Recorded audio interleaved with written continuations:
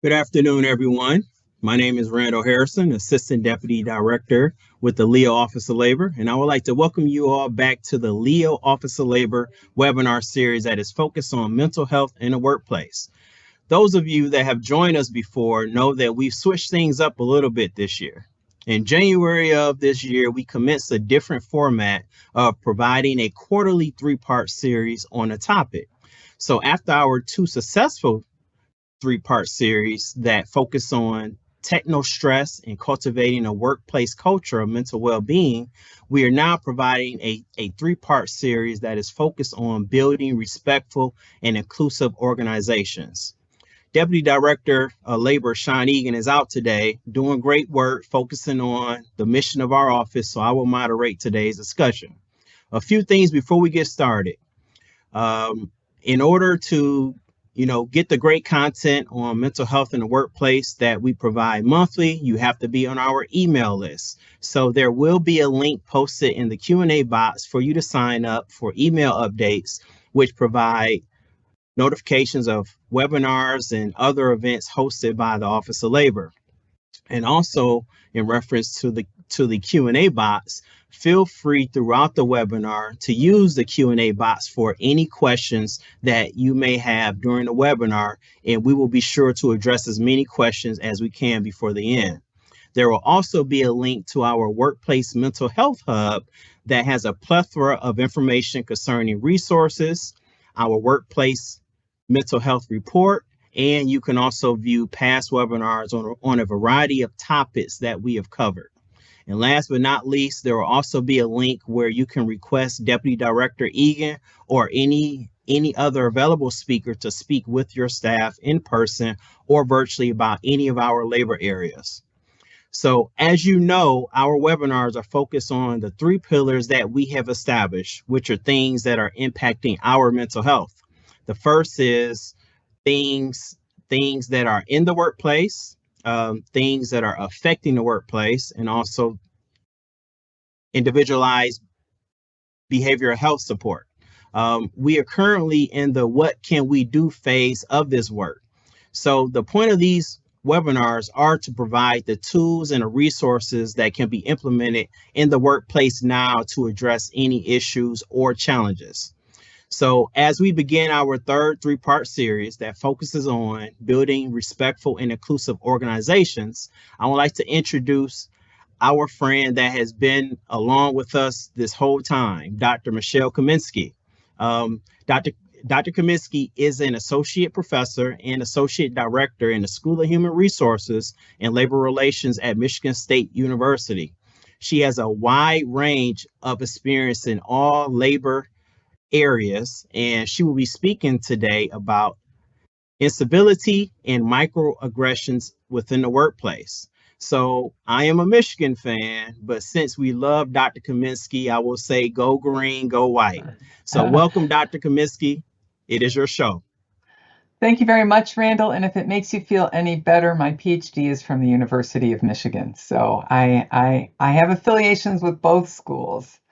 All right. Thank you to Leo and for having me here today, and to Randall for moderating this session. My colleague Tina Riley, who's going to be presenting the third of these sessions, is actually listening in today, and I'll tell you later on what she's going to be talking about.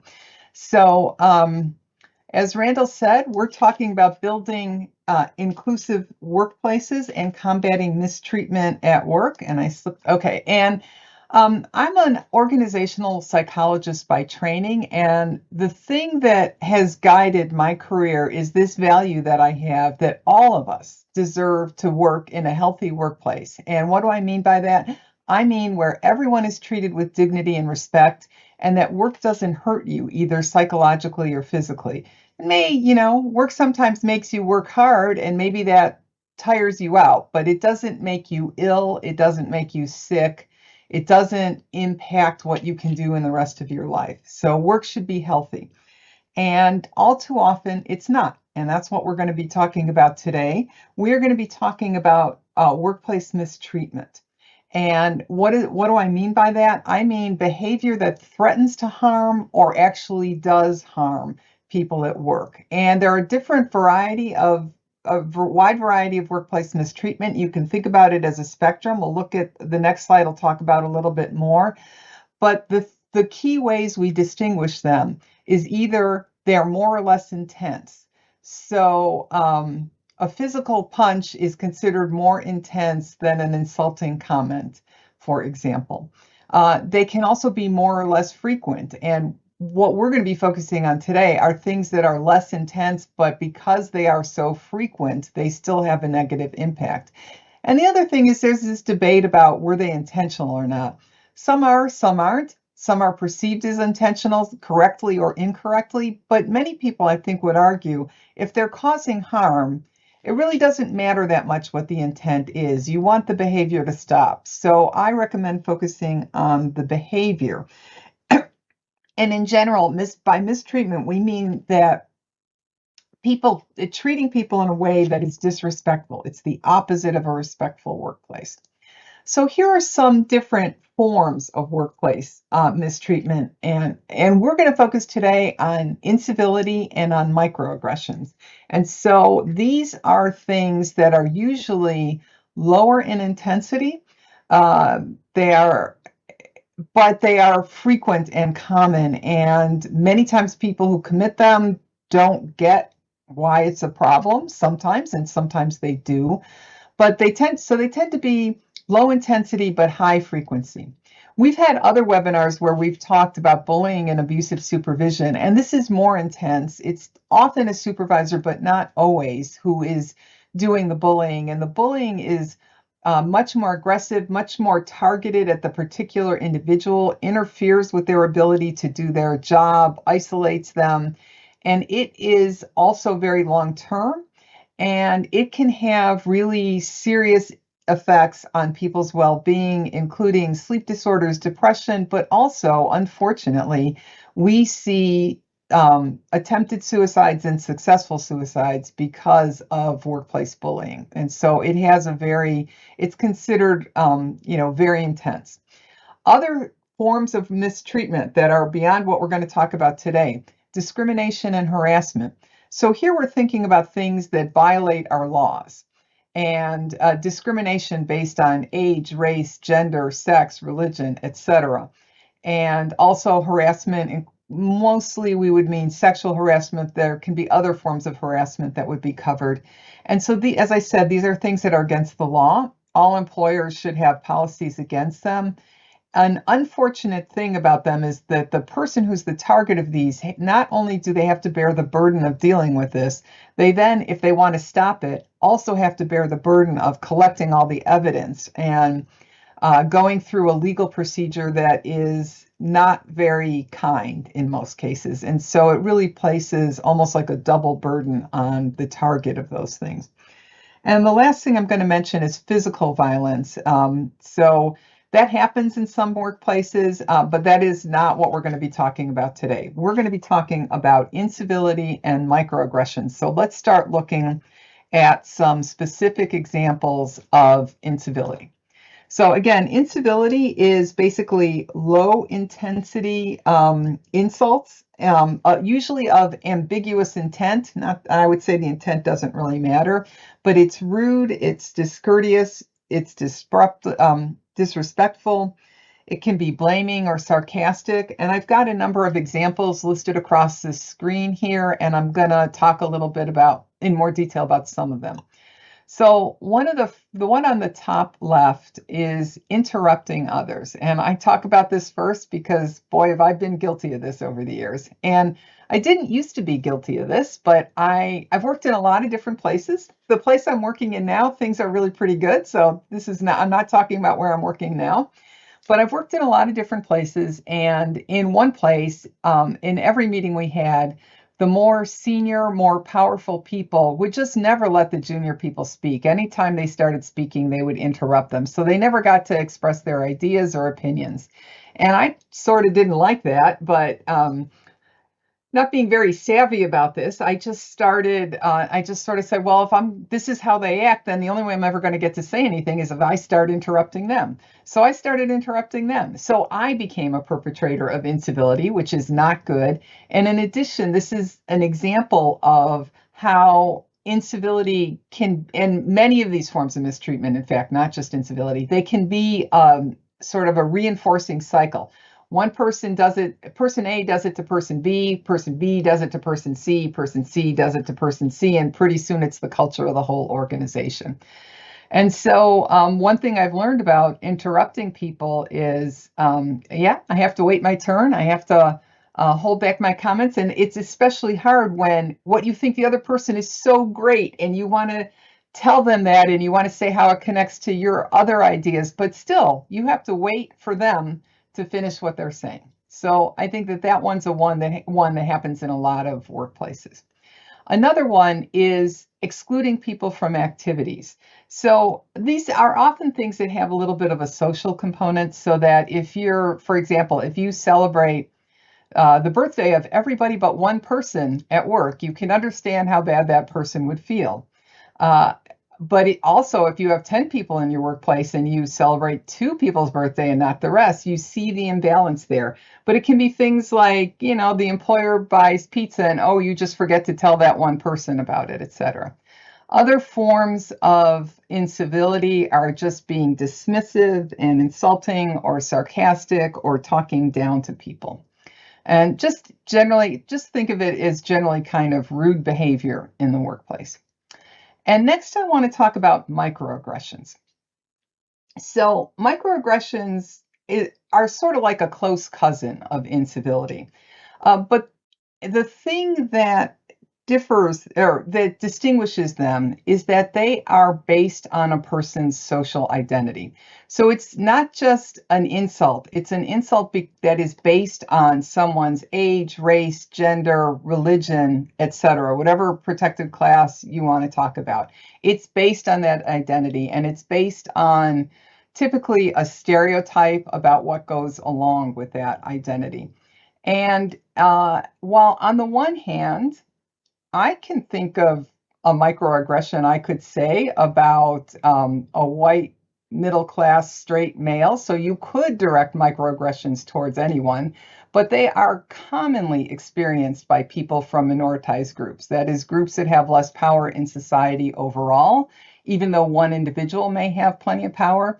So people who are members of those groups experience microaggressions a lot more often. And just like with incivilities, it's that cumulative effect that creates harm for the individual and creates harm in the workplace. So technically, a microaggression could be directed towards anyone. Also, by the way, it can be perpetrated by anyone, regardless of their social identity. But the discussion of microaggressions really comes from the DEI world, and it's an incivility based on social identities, and people who are from minoritized groups experience it way more often than people who are not from minoritized groups. Also, people may want to talk about the reasons. It could be because of a lack of understanding.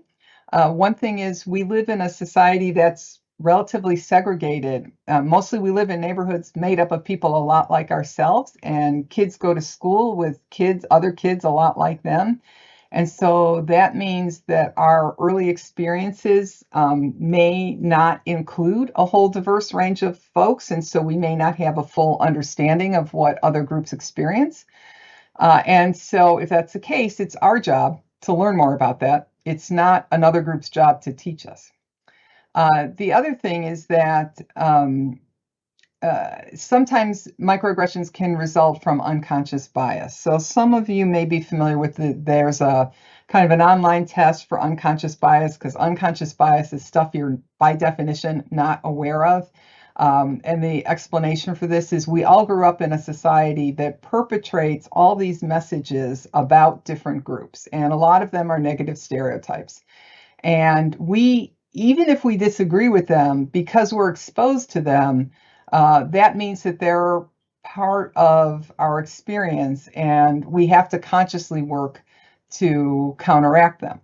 And so that even people who have the best of intentions may still have unconscious bias. And that's a whole separate topic. If you're really interested in it, there's something called the IAT, the Implicit Associations Test at Harvard, that you can take for free online about all kinds of different groups, based on race, gender, age, religion, Democrat versus Republican, all kinds of things, if you're interested in that. And again, some microaggressions, I'm sorry to say, actually are a result of a conscious attempt to harm. And whether the microaggression is committed innocently or with a conscious intent to harm, it still causes harm, and so it's still worth addressing. So next, I want to show you this video. That's a real popular one. If you've been in a DEI program that covers microaggressions, there's a fair chance you would have seen it, because this video is really popular, and it's going to explain more about the idea of microaggressions and give a few more examples. And it's a little less than 2 minutes long, so it's quick. For people who still don't think that microaggressions are a problem, Oh, you're so well spoken. just imagine, instead of being a stupid comment, a microaggression is a mosquito bite. Ugh, it's a compliment. Mosquito bites and their itch are one of nature's most annoying features. But if you're only bitten every once in a while, No, where are you really from? Cleveland? sure, it's annoying, but it's not that big a deal. The problem is that some people get bitten by mosquitoes a lot more than other people. I mean, a lot more. Whether it's on a date, Oh, your English is so good. Excuse me? going grocery shopping, You know, everything happens for a reason. I'm just buying apples. commuting to work, So when are you gonna have a baby? watching TV, We have to keep the Redskins name. It's part of our culture and history. or just walking down the street with your partner. I couldn't even tell you were gay. Mosquitoes seem to pop up everywhere. Do you know John? Give me shopping advice. I love shared. Of course, beyond just being annoying, some mosquitoes carry truly threatening diseases that can mess up your life for years. Astrophysics? Maybe you should try this challenging major. Ow, my dreams. And other mosquitoes carry strains that can even kill you. He looked like he was up to trouble, okay? I felt threatened. So next time you think someone's overreacting, just remember, some people experience mosquito bites all the time. You're all so exotic. Wow. And by mosquito bites, we mean microaggressions. For people who So I think that shows both. It really captures the idea of how the frequency really matters, and it gives a number of some lower intensity, but then in the end, they escalated to things that I wouldn't call microaggressions. I'd just call flat out aggressions, and that have a negative impact, and we don't want to see these in our workplaces. So looking at a combination of microaggressions and incivility, and in this broad sense of mistreatment. Mistreatment has negative consequences both for the individual target and for the employer. For the individual, it can cause stress-related illnesses, so that might mean more absences. It might mean people feel like they have to leave their job. It might mean that they can't bring their whole self to their job. For the employer, it means things like less employee engagement, more turnover, and lower performance. So next, I want to talk about what should you do if you are either the target of a microaggression or incivility. This works for both. Or you are in a small group and you witness it. And there are a number of different models about this. This is one that was developed at MSU, and I kind of like it. And it has some differences from some of the other models. So let me say, this is really designed to work in the organization where you're going to have to deal with these people again. If you experience a microaggression from somebody in a crowd that you don't know and you're never going to see again, I'm not sure this is the thing to do. But where you expect to have an ongoing, continuing relationship with someone, I think this is a helpful approach. And so the acronym for this is PALS. And the P stands for pause, to stop the conversation. And as I give my example, you're going to see I'm going to combine pause and ask, the next one, together. So you might say, wait a minute, I'm not sure I understand what you just said there. Can you say more? Can you say what you really mean? Or can you clarify what you were saying? So you stop and then you ask for more information. You're basically trying to find out, did they really mean it that way or not? And so then once you ask, you have to listen. And sometimes people will really backpedal if they realize they've sort of said something they shouldn't have. And some people will be kind of more like, what? It was just a joke. And so how you then respond next might depend on how they respond.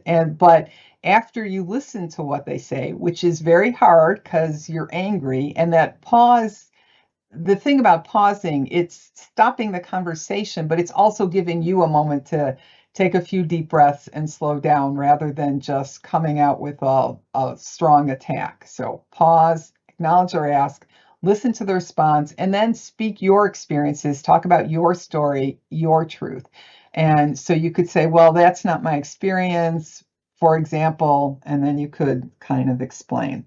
And so, again, this is something that is useful in the workplace because it assumes you're listening to that person, which is hard. And it's part of the step. It's an important part of the step because if you don't listen to what they have to say, then that kind of shuts down further communication with them. That's why I said this is kind of about with people that you're going to continue to work with. So let them have their say. You may not agree with it. The next step is for you to speak and you to share your experience. But this helps. This approach is more about a dialogue. So pause, acknowledge what was said, and ask. By the way, I usually don't so much acknowledge. I usually just ask, can you clarify what you mean by that? To acknowledge might be, oh, I heard you say that women were unreliable employees because they have children. That would be a way of acknowledging what was said. And I would say, did you really mean that? Or so I usually just say, can you clarify?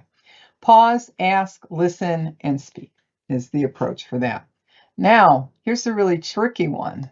What if, well-intended though you are, you commit something that could be considered a microaggression or an incivility? And I'm going to assume, for the purpose of this discussion, that you did not mean to cause harm, that you were well-intended. God knows that I have said stupid things over the course of my life, and some of them haunt me for a long time. And so how do you do when what do you do? How do you respond if somebody calls you out? It's a very uncomfortable position and nobody wants to be in that position.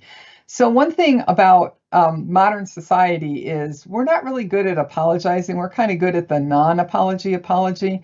And so what goes into a genuine apology? Because like I said, I'm assuming goodwill on your part and that even if you said something that was harmful, you did not mean to harm. And therefore, you are able to genuinely apologize.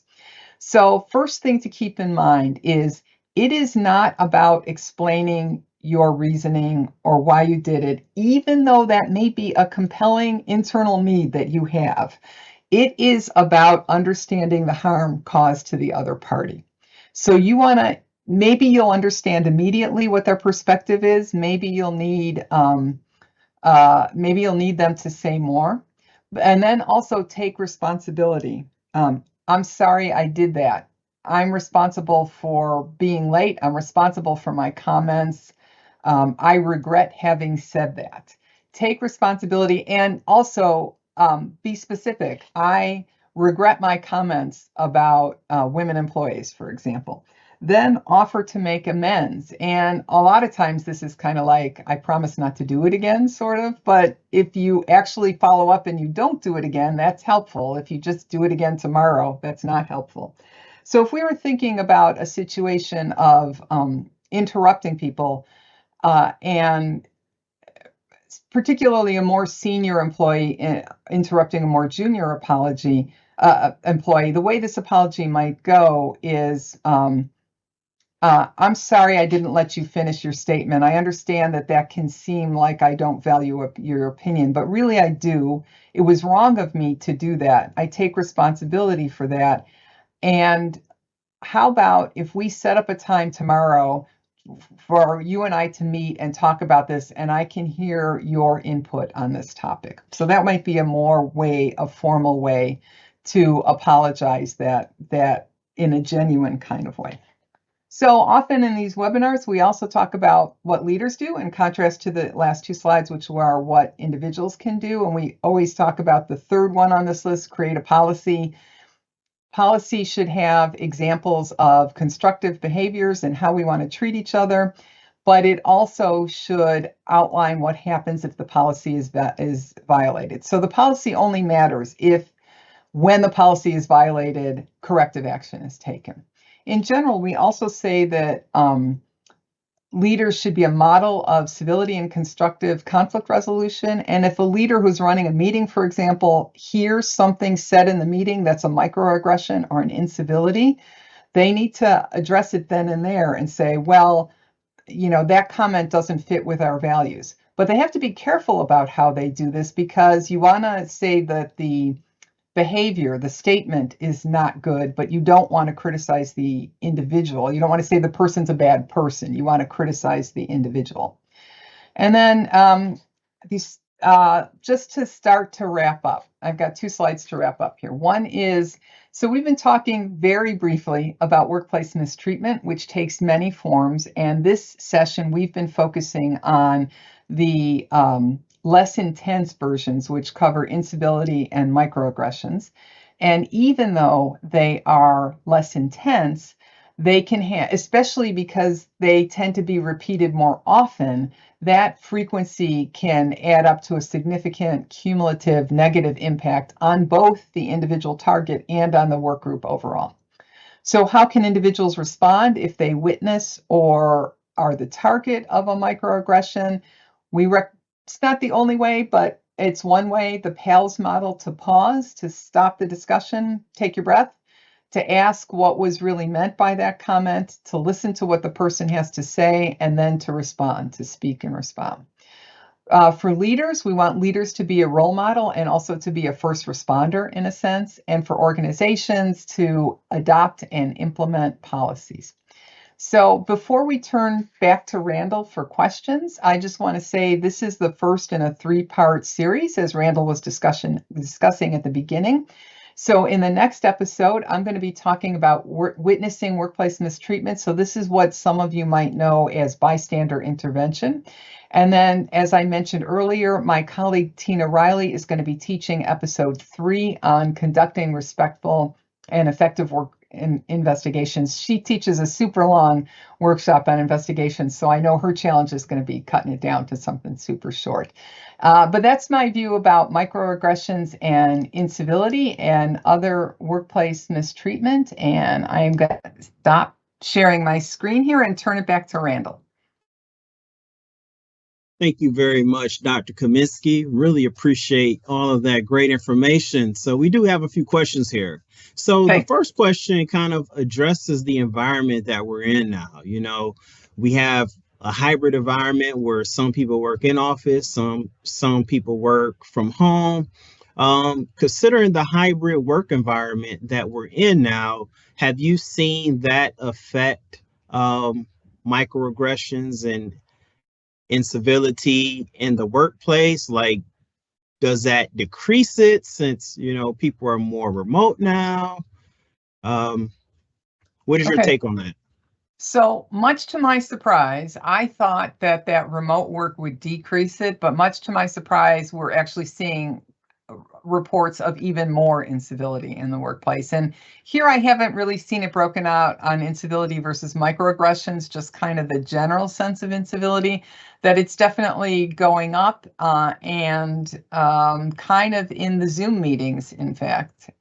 And sometimes it goes up in, also a lot more communication is done by email, and sometimes it goes up with that. But the only good thing about that is if there are microaggressions and mistreatments in the emails you're getting, then you can turn those over to somebody who can do something about them. You have built-in documentation. Mm-hmm. But yes, we're seeing more of it. But we're seeing more of it. But is it because of hybrid versus remote, or is it because our larger society has kind of exploded in this way in terms of our political dialogue? It's just so much more hostile and so much more aggressive than it used to be. And it's hard to say, how could that not affect the workplace? Because it's not just a little bit, it is just so pervasive. Okay. So I think that matters as well. Got it. Thank you so much. So we're actually going to do maybe a couple more questions because we're actually going to run a little bit over, but that's fine. This is great information. So this question says, how would someone on the receiving end of repetitive microaggressions and or mistreatment from someone who is their manager or supervisor proceed when their manager or supervisor is known to be defensive and or backtrack on the information that they um, said, or, you know? Well, I'm discouraged to hear about this, but unfortunately, I know that this is a pretty common kind of experience. And I wish the news I had was a little bit better, but mostly in my experience, what I think about this is there are kind of two avenues. One is there someone higher in the organization who will tell that person to cut it out? And that may require providing a lot of documentation. It's worth looking into, is there a policy that your employer has that this person is violating? And oftentimes there isn't. And a lot depends on the organizational politics. Is this person going to be protected by someone else? Can HR do something? And sometimes they do, but most of the times they don't, quite frankly.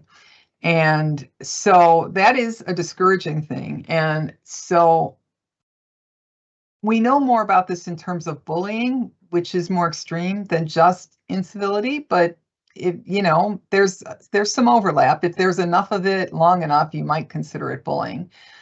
But the evidence is that the person doesn't really stop. Unless something else happens, unless their boss tells them they have to change their behavior, or someone with more power in the organization tells them they have to change their behavior, or there's a change in the power dynamics. Like you get a promotion and you become their peer or their supervisor, and then you get to tell them to stop doing that. Or the other way that it stops is one of the two parties leaves. And so employers hate it when I say this, but I'm interested in the well-being of the individual. It depends on how bad it is, and only you know what you can put up with. But if I said to you, this was still going to be going on 10 years from now, would you go look for another job or not? Is it not that bad, or is it that bad? And what other options are there out there? Like, it's easiest to move to a different job in the same organization where there might indeed be a better culture, a better work group. That's the easiest thing to do. Is it bad enough that you want to look for another job? If you really can't get support from anyone else, from someone with some authority in your organization, then I would say it's just going to continue, and your job is to do what's best for you.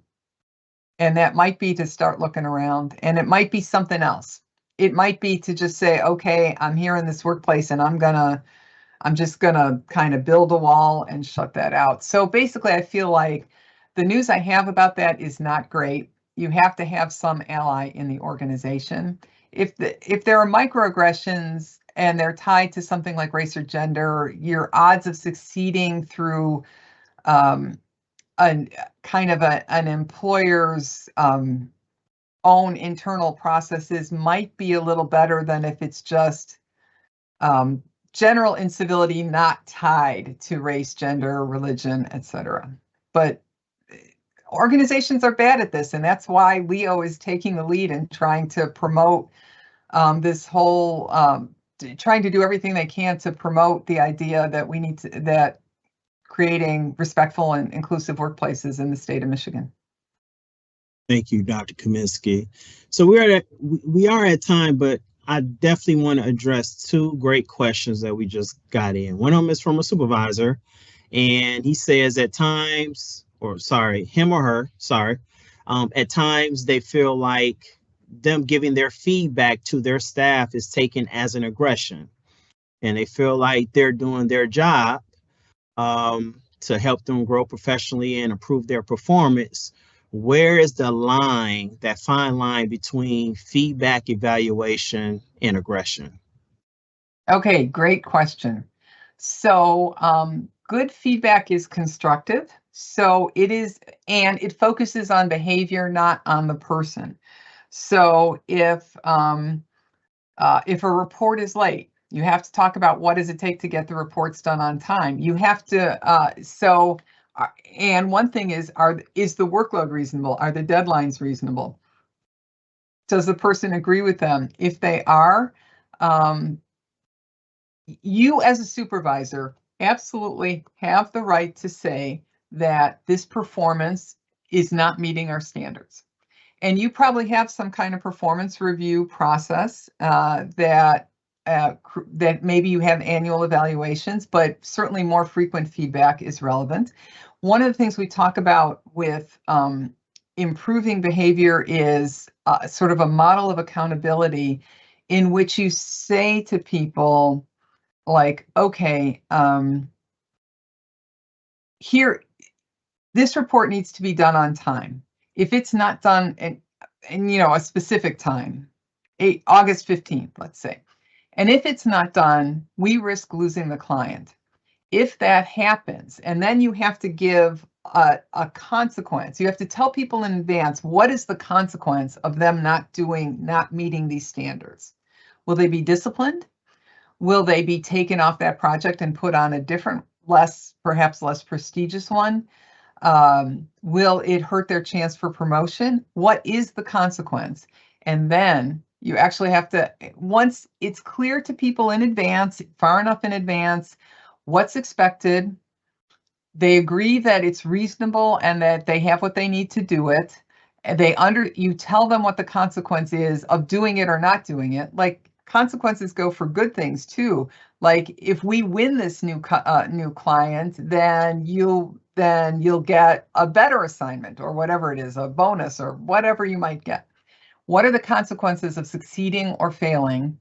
And then checking in with people to see if they have the resources they need, because sometimes things take longer. Sometimes they need access to data they don't have or whatever. Do they have the resources they need? And then do they do it or not? And the hardest thing is when they don't do it is implementing those negative consequences.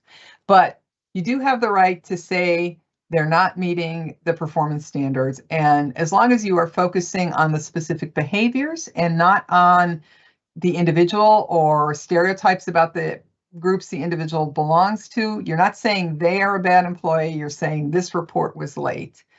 And perhaps also with a little bit of grace, because none of us likes getting negative feedback. And so when I do it, I'm not upset if there's a little bit of grumbling at first when they're first receiving the news. But if they go forward and behave constructively after that, then I'm just going to forget that little bit of grumbling and say, well, it was emotionally difficult. I understand that. On the other hand, if they're still grumbling about it 4 weeks later and they're not doing their job, then it's time for yet another conversation. I hope that helps. Okay. Thank you so much. So very last question before we close it out. Of course, this type of behavior impacts, team morale, workplace culture. What are some of the best practices that an organization can use to create a workplace environment that discourages all of this type of behavior that you talked about today? So I would say that step one is to create something, and I'm going to talk here for a small group of employees who work together. Does that sound like that fits the question? Yeah. Like a team? Yeah. Okay. A first step for a team would be to agree upon a set of norms about how they want to work together. And often these take the form of meeting ground rules, for example, and it feels a little forced and a little artificial. But if you talk them through, like no one, don't interrupt the person who's speaking. The person who's spoken the least gets called on next, for example, other things like that. You would talk them through as a group, agree to them as a group, and agree that everyone in the team is responsible for enforcing them. the person who leads the team is a little more responsible for than others, but everyone in the team can play a role in that. And then start there. And then you can maybe look to things like a broader organizational policy. The role of leadership is really important. Having a good leader. I guess I'll stop there. Okay. Okay. Well, we are at time. Thank you so much, Dr. Kaminsky. Happy to be everyone, here. Yes. Everyone, please make sure you're signed up for our email update so you can receive everything that comes out from our office. This presentation, along with slides, will be on the update that is shared along with this webinar.